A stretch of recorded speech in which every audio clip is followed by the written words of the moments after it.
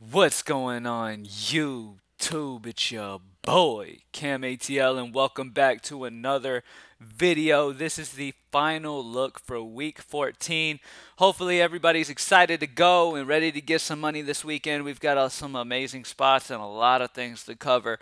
GreenlightDFS.com to join the squad. GLDBreaks.com to get involved in the box break stuff that I've been doing if you're a sports card collector. So hit that up and check out the boxes we have available. But yeah, anyways, so we have a long video to go. Normally, these final look videos will be about 25 minutes or so, 20 to 25 minutes. I'm going to try not to hold you for too long, but we're going to go through, as you know, in the beginning of the week, we do a first look lineup where we pretty much just talk about the guys we put in the lineup, and then we build a lineup together, and that's it. We don't really branch off and talk about many other people. In this video, we go position by position and break down everybody in our player pool and why we're on certain people and why we're off certain people. All right, so without further ado, let's start off at quarterback. Now, there is a good bit of quarterbacks that I could see having great games here. First and foremost, let me start off with Aaron Rodgers because he happens to be the quarterback for one of my favorite receivers this week with Davante Adams. But we'll talk more about Davante Adams when we get to wide receiver. But Aaron Rodgers going against Detroit, the only negative here, literally there's not many negatives. This is a Detroit defense that gave up almost 37 to Deshaun Watson week 12. Okay? And this is in a dome in Detroit. So it's a good spot here for quarterbacks. Aaron Rodgers has been extremely consistent, averaging over 25 DraftKings points, especially lately. He's just been on point. At the end of the day, the only thing that could hold him back is the exact thing that held him back week 2 against Detroit. It was a blowout. 21-point win from Green Bay against Detroit week 2. He only ended up with 19 because of it. Okay? Now, with that said, maybe the run game is interesting here, but here's the thing. If the game does stay close, Aaron Rodgers is a fantastic option. The only negative with Aaron Rodgers is the fact that this game should get out of hand. Okay? Plain and simple. So I want to mention that. Now, let's go ahead and talk about some other guys. Let's go to Justin Herbert. Let's talk Justin Herbert going against my Atlanta Falcons. Now, we know how bad this Atlanta secondary is. They just gave up almost 25 to Taysom Hill, and he actually did a lot of damage through the air. He's given up over 25 to Taysom Hill on average the last 2 times they've seen him. Drew Lock put up over 33 against Atlanta. So this Atlanta defense does seem a little bit rejuvenated now with the new coach, but at the end of the day, they're just not good. They're at home in Los Angeles. There's a ton of weapons that he has at his disposal here that Atlanta will not be able to cover. They're not going to be able to stop Austin Eckler, Keenan Allen, Mike Williams, even Guyton, even Hunter Henry. Like, there's just plenty of options for Herbert here in this one, and I really like his pass catchers. Like, I could completely see a Herbert, Keenan Allen, Eckler stack in GPPs. All right, so I wanted to mention Herbert. Who else? Ryan Tannehill. Ryan Tannehill I really like going against Jacksonville. Now, here's the thing. Ryan Tannehill is traveling to Jacksonville, but at the end of the day, this Jacksonville secondary is one of the worst in the entire league, okay? I believe this is like the second or third highest total. Ryan Tannehill is 6'7". When it comes to these high total quarterbacks, he is one of the cheaper ones of the bunch. Okay? And he's just got a fantastic matchup against Jacksonville. Now, the only issue with Tannehill is if this game gets out of hand. But with the game being in Jacksonville, same type of situation with the game being in Detroit. Maybe Detroit can keep it close-ish with Rodgers. Maybe Jacksonville can keep it close-ish for Tannehill. And both of those guys have great games. But the situations are definitely set up beautifully for both of them. Who else? I've heard a lot of talk about Russell Wilson this week. There is a huge question mark with Wilson here. First of all, they are almost 14-point favorites against the Jets. I don't see a scenario where this game ends up competitive. Okay, this is a Jets defense, though, that gave up almost 36 to Derek Carr. Okay, so keep that in mind. But at the end of the day, this could be just a ton of Chris Carson. I don't know why they wouldn't just get up early here and just run the rock a ton. And at 7-9, I mean, at almost 8K, I mean, come on. I'd rather a more competitive game. I know Miami's defense is better than the Jets, but I'd rather Mahomes in a more competitive game at least. Should be a little more competitive. But yeah, I don't like the game script there for him.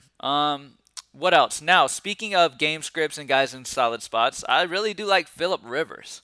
Phillip Rivers is traveling to Las Vegas. He's got a 27 implied total, and they're only 3-point favorites. That's the key here, is it's not a blowout game. This game's predicted to stay close. Same kind of situation as why I like Herbert. The Chargers are actually 2-point underdogs. Okay, so that's the kind of situation you want to get involved in a situation where the passing is going to have to remain. And Phillip Rivers is in a spot where that's going to have to continue. I can see Phillip Rivers easily getting over 20 here. Sam Darnold just dropped over 23 against this defense last week. It's a fantastic spot for Phillip Rivers. So I really love Phillip Rivers. If you go Rivers, pair him up with T.Y. Hilton, the wide receiver who's been, doing his thing recently as well. So who else do I want to talk about at quarterback? Patrick Mahomes we can talk about. In GPPs, I can understand this game should be competitive. It should be. With the game being in Miami and Miami's defense being rejuvenated, this game should be competitive, and Patrick Mahomes could take that as a challenge. And at 8-1, if you want to pair him up with Tyreek Hill, Travis Kelce, and do that stack for the Chiefs again, I wouldn't hate you for it. The matchup's not ideal, but it's okay. What else do we have here that we could go with? That's pretty much it when it comes to the guys that I'm interested in playing. Most of the guys that I'm interested in, let's go over it. We got Ryan Tannehill, Justin Herbert. If you want to go Wilson and pray that game stays close, if that game stays close, Russell Wilson's sure going to drop 40. You know what I mean? If that game stays close. So you do run that risk, and he is expensive at 7-9. Aaron Rodgers I really like a lot because I love Davante Adams this week. Like I said, I'll get more into why I like Davante when we get to wide receiver. But, man, beautiful pairing this week against Detroit. Drew Lock, Phillip Rivers, those guys are solid options. But that's really my core at quarterback. Oh, wait. We have Jalen Hurts making his first start, 5-1 at home in Philly, going against New Orleans. Now, I wish it wasn't against New Orleans because New Orleans has done a fantastic job against quarterbacks this year. They're really, really solid defensively, and this is a tough one. But Jalen Hurts is a mobile quarterback. He ran for 30 rushing yards against Green Bay in that limited time that he was in the game last week. Okay? So expect a good floor with his feet here. New Orleans can't just, game plan for one side of this thing. They got to watch him feet-wise. He's going to open things up in the pass. I think Jalen Hurts is going to be a solid quarterback because he's got a solid arm as compared to his feet as well. So both of them, it's just he's a dual weapon, kind of like a Kyler Murray, just not as fast. But he's a bigger version of Kyler Murray. Jalen Hurts is a solid option at home in Philly at 5-1 if you want to punt that and take a chance on the it would be more GPP, though. Take a chance on him, pair him up with Jalen Reagor or something like that. All right, running back. Let's talk running backs. We have a lot of solid options this week. Let's start off with David Montgomery. I've been playing a lot of David Montgomery lately. He's at home in Chicago going against Houston. Now, we do have a lot of solid value options at running back this week, and we'll touch on them. So David Montgomery doesn't seem as great at 6'5", but he's in a solid spot here. He's been getting utilized heavily. 28 and 27 the last two games. He's getting involved in the pass game. He's getting in the end zone. It's just a solid spot for David Montgomery. So David Montgomery's a solid option against Houston. Myles Gaskin. All right, let's talk about Myles Gaskin. Now, he's been getting in limited sessions of practice, so pay attention to that. Matchup against Kansas City is a good one because I would expect the game script to be behind for Miami and him get a lot heavily involved in the pass game, as well as being able to gash this Kansas City defense that gives up a lot of yards per carry to running backs. So Myles Gaskin's only 5'6" in a situation where he should get a solid 15-plus carries. He should get around 5 targets or more in this one, too. It's a solid position against Kansas City, like I said. Pay attention to this, though, because he's been a limited participant in practices. So we'll have to see. They don't have many options in the backfield, so I would expect him to win. Expect him to be in and play. So Myles Gaskin's in a fantastic spot as long as he's in there. All right. Another option that we could talk about. Let's go ahead and talk about Jonathan Taylor real quick, and then we'll get into some big-time guys that I'm interested in. Jonathan Taylor against Las Vegas. Las Vegas is a bad run defense, okay? Jonathan Taylor finally had a come-out party with 13 carries, 91 rushing yards last week against Houston, who David Montgomery is going to be seeing. Is that going to continue? I don't know. I'm still kind of let down by only 13 carries. If he was getting 20 carries on a consistent basis, it wouldn't even be a question. Now, let's get into the real guys. J.D. McKissick. Really love McKissick with Antonio Gibson out this week. He's doubtful. It's a fantastic spot for McKissick here. McKissick, as we know, is pretty much a wide receiver on this offense. 10 targets last week against Pittsburgh. Absolutely love him here. He's going to get a lot of targets against San Francisco, and he's going to get a lot of run, period, and get more carries with Antonio Gibson out. I really love J.D. McKissick at 4.9, and he's going to be a guy I have a lot of exposure to, especially on DK where it's full point PPR. Who else? I've got some other guys I want to talk about. Let's talk about Giovanni Bernard because Dallas has been getting absolutely gashed and Joe Mixon is out. Okay? So this is a solid situation. Let me check. Let me double check on Joe Mixon. Yeah, Joe Mixon is not ready to return. He will miss again. So it's going to be Giovanni Bernard as the running back against Dallas at only 5K. Absolutely love this dude. In this spot right here. He didn't perform very well week 10 on. He has not been very good. This is a get-right spot for him. Even if he gets only 15 carries in this one, this is a very good matchup against the Dallas defense that has been atrocious, giving up a ton of yards per carry, getting absolutely gashed. So expect Giovanni Bernard to get involved in the pass game, on the ground, and have a solid game at 5K. Only problem is with Bernard, you always run the risk of him just not being there, just not showing up. You know what I mean? And that's the part that is aggravating and definitely something that is bothersome. But he is going to be the #1 running back on a team in a good matchup with the main running back, Joe Mixon, being out. So he's going to get a lot of work. So at 5K, it's definitely a solid option. All right. Let's talk Aaron Jones. Aaron Jones is going against Detroit. Like I talked about before, there's going to be a lot of people who go Aaron Rodgers paired up with Davante Adams. If you want to be different, Aaron Jones going against this Detroit squad is a solid option here. I'm expecting Green Bay to be able to win this game pretty handedly. And as we saw last week when they won big against Philly, Aaron Jones in turn had a big game, got 26, rushed for 130 rushing yards, got in the end zone. This is a solid spot, man. Detroit is so bad versus the run. This is a solid spot to pivot off of possible chalky Aaron Rodgers, Davante Adams pairing and go Aaron Jones. Yes, if Green Bay gets up, it's probably because of Aaron Rodgers and Davante Adams. Aaron Jones is a solid that Green Bay offense. Those three guys are in play, okay? But if you want to take a chance and get off of Aaron Rodgers, Davante Adams, I can understand going the run game for sure because Aaron Jones is in a fantastic spot here this week. Who else? We could talk about Derrick Henry. I just feel like Dalvin Cook and Nick Chubb just gashed this Jacksonville defense. It's in Jacksonville. Games should stay close. But at 8-7, I just feel like there's no reason for it. You got Aaron Jones, 1,100 less. You've got David Montgomery there. You've got Myles Gaskin, Giovanni Bernard, J.D. McKissick. I just don't understand why you would need to do that. Let's talk Ezekiel Elliott. Ezekiel Elliott going against Cincinnati. I love this spot here because I love that Dallas defense as a punt this week, and I love pairing that up. But, man, Zeke has just not been getting a ton of work, but I do love the 18 carries last week is a good sign. If he's getting 18 to 20 carries, he should be solid. He gets targets in the pass game. He's going against a bad Cincinnati run D. A lot of people will not be on him because he's just been a letdown for a majority of the season. But at the end of the day, I mean, damn, he's a solid option. Now, he's had back-to-back limited practices, so this is something to keep an eye on. If he happens to miss, we're going to have some fantastic value, so pay attention to that. But Ezekiel Elliott's in play as well. I think he's a solid option. There's a lot of different guys in play, man. There's a lot of guys in play this week at running back. Okay, running back is probably the spot to spend down, I would imagine, seeing that there's so many ways to go this week. There really is. With guys like Giovanni Bernard getting the start at 5K, you've got, solid options. You've just a ton of solid options. J.D. McKissick under 5K, Myles Gaskin barely over 5K, David Montgomery, Aaron Jones, Derrick Henry. You've got a ton of running back options. So running back's going to be where you really want to get right. Now, wide receiver. Here we go. Starting off, I've talked about that Justin Herbert, Eckler, Keenan Allen pairing.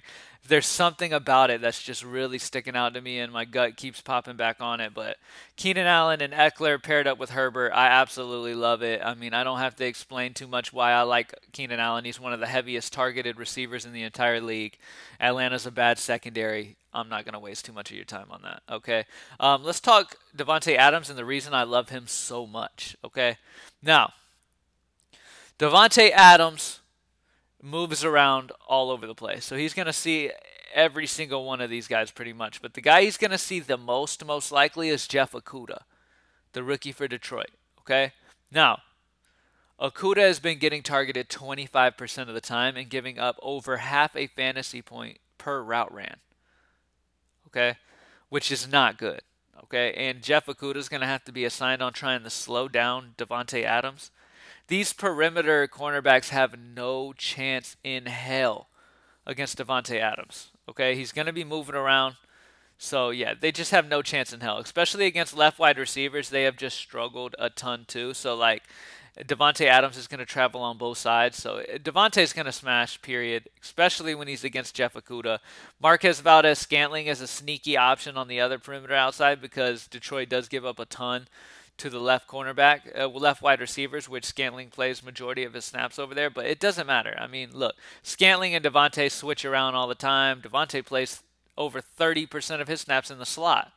So just Davante is a great option. Detroit's secondary is bad, plain and simple. The only reason that should keep you off of Davante Adams, if it does, is that price at 9.3 and the game being a possible blowout, plain and simple. Let's talk about Justin Jefferson because my boy is balling. Going against Tampa Bay, he's actually in a decent spot here.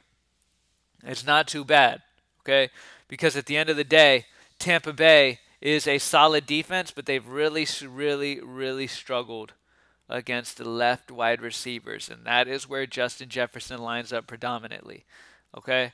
This is a solid Tampa Bay defense, but they've struggled against the left side, okay?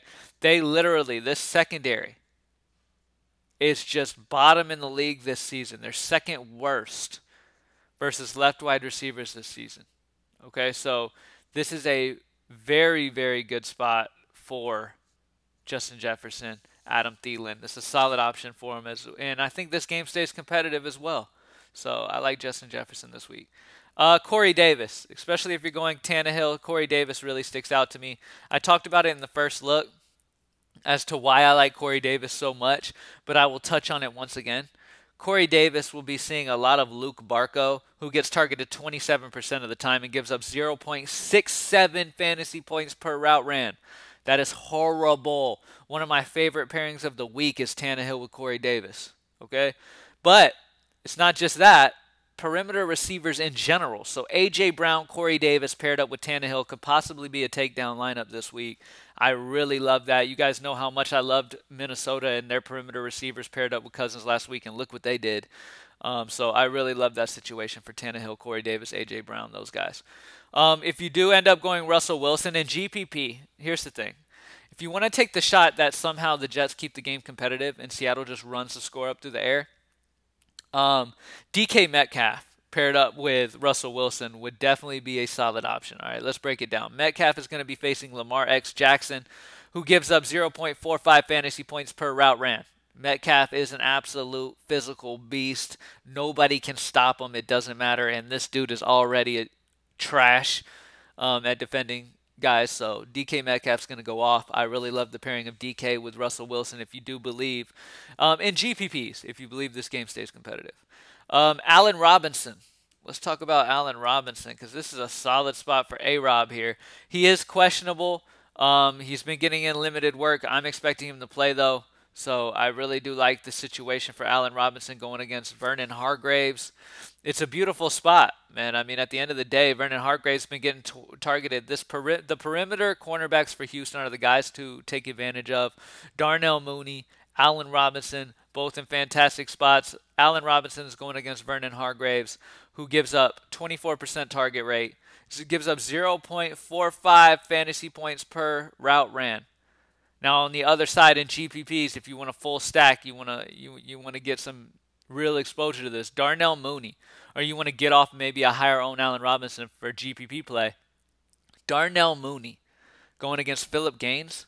Philip Gaines has been getting targeted 26% of the time, giving up a league highest. Okay, he hasn't played a ton, but he's been giving up a league highest of 0.74 fantasy points per route ran. If you're not aware, that is just horrible. So let me show you something.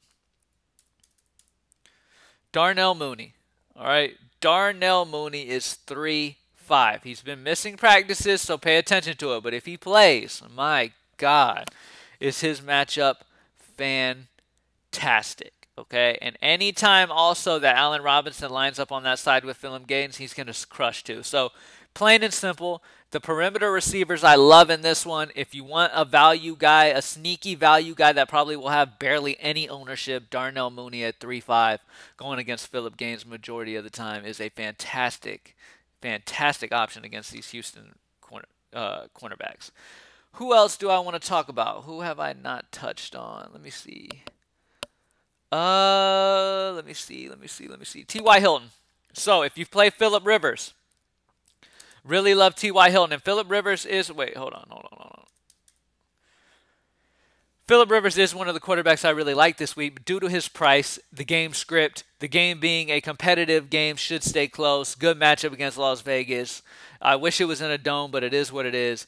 T.Y. Hilton is a solid option at 5.1. He gives you a solid pairing. Him and Phillip Rivers are just super cheap.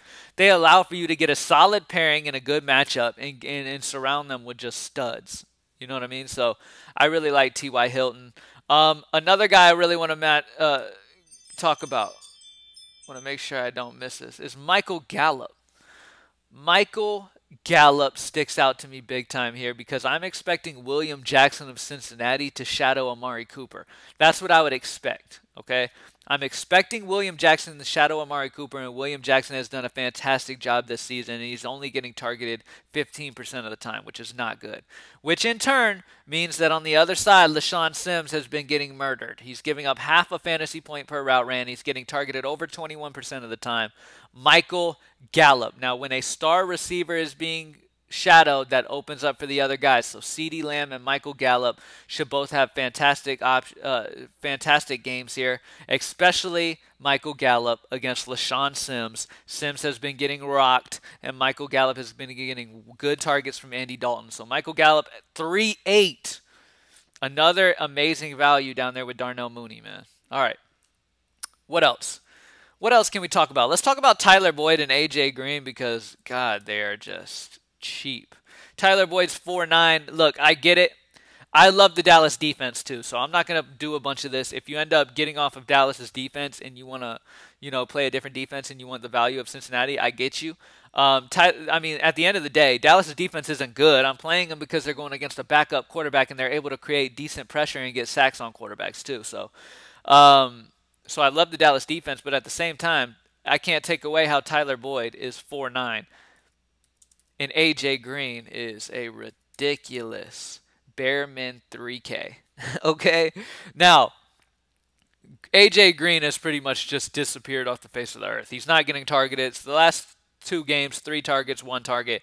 But damn, you got to expect a matchup against Dallas to be a bounce back, right? You got to expect it. But either way, let's break this matchup down. All right?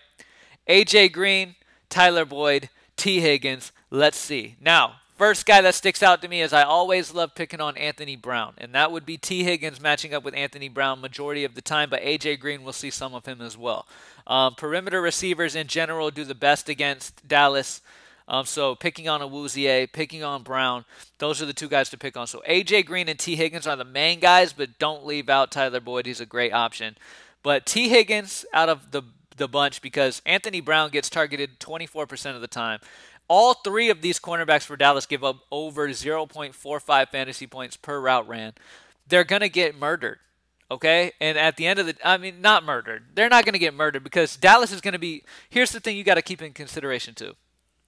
Dallas's defense has been getting good sacks. They've been getting good pressure on the quarterbacks. Their defensive line has been getting some pressure. So the problem here is that, yes, the cornerbacks for Dallas are bad, and the matchups for these Cincinnati receivers are great. But how much time is this Cincinnati quarterback going to be able to have? He's already the backup. How much time is he going to be able to have here in this one? You know what I mean? That's the problem. But I can completely understand if you play A.J. Green, Tyler Boyd, T. Higgins. How much is Higgins? T. Higgins is 4.8. So you're getting guys at a cheap cost, especially A.J. Green would be the main guy I'd probably prioritize just because he's 3K against Dallas.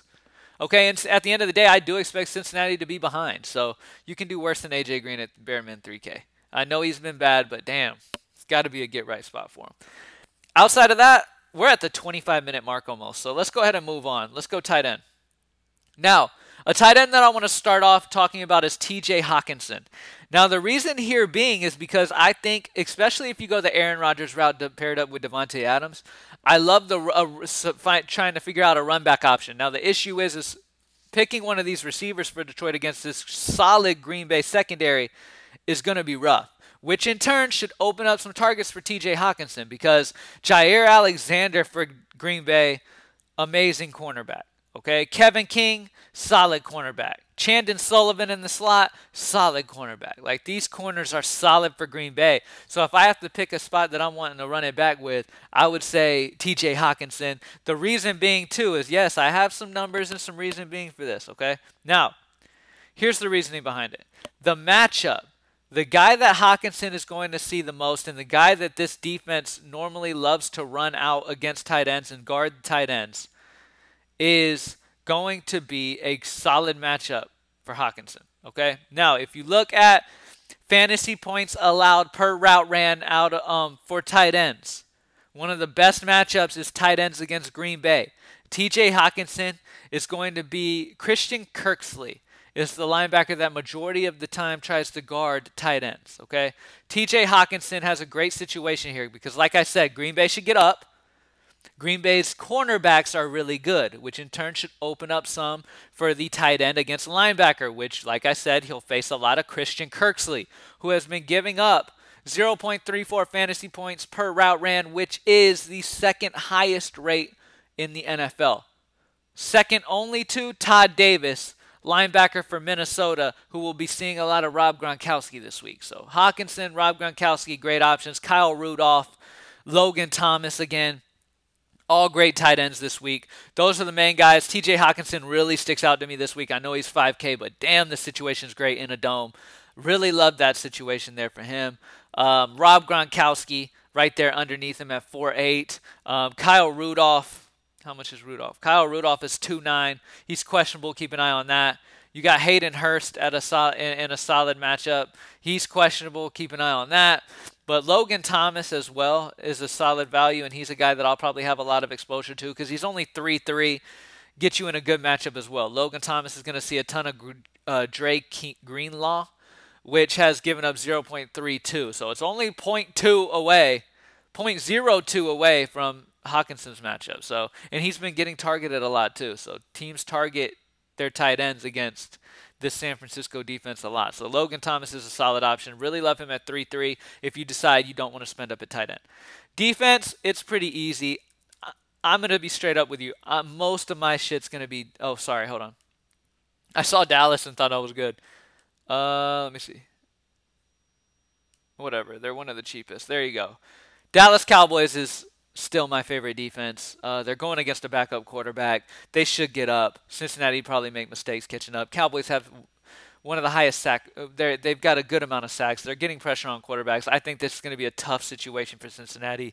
And I love the pressure they're getting on them. But in the case, and even if they don't, they're 2-4. Even if they don't do shit and they only get you 3, who cares? You know what I mean? Like, at the end of the day, Cowboys are a defense that I'm going to have a ton of exposure to. And that's about it, man. We're at the 30-minute mark almost. Thank you guys for joining me as always. GreenlightDFS.com. Join the squad. I hope I was able to put you on good spots. We pretty much talked about everybody who was in play this week. Good luck. GreenlightDFS.com to join the squad. Let's get it. And I'm out. Peace.